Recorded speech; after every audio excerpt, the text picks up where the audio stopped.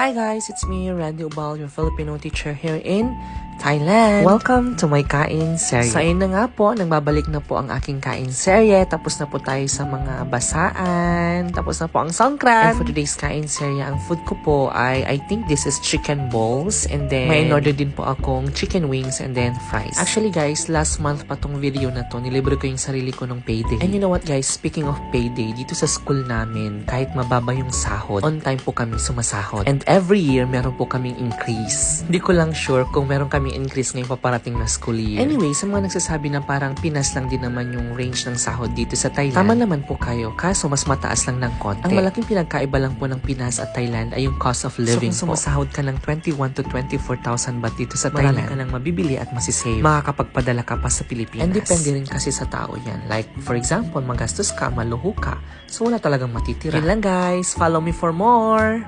Bye!